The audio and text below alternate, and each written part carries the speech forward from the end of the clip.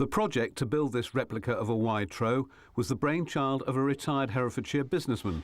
Bob Tabor, a keen sailor himself, is also one of the county's deputy lieutenants. Now, we're very fortunate in Herefordshire that we do have a Vice Admiral, recently retired, a number of Commodores and Commanders.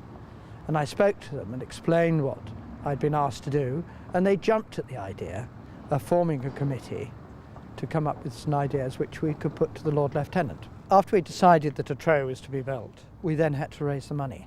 And we had to raise it very quickly, because if we were going to build one, which we're doing, we had a very short period of time to do it. Now, fortunately, there has been one person who had given the money. We've put this into a trust, and we've called this the Herefordshire Diamond Jubilee Trust. Objectives of that trust are for the pageant, for education, for the arts, and to support Hereford with tourism.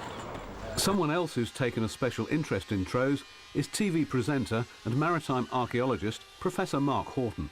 The Trow's a really important survival of a boat type.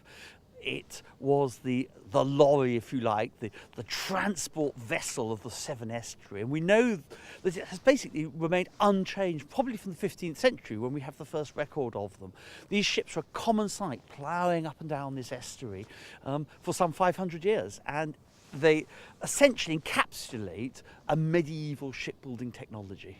For those wanting to find out more about Trows, this scale model is on display at the Nelson Museum in Monmouth, along with a photograph of a working vessel at the local quayside and information about the history of the river and the boats used to navigate the Wye.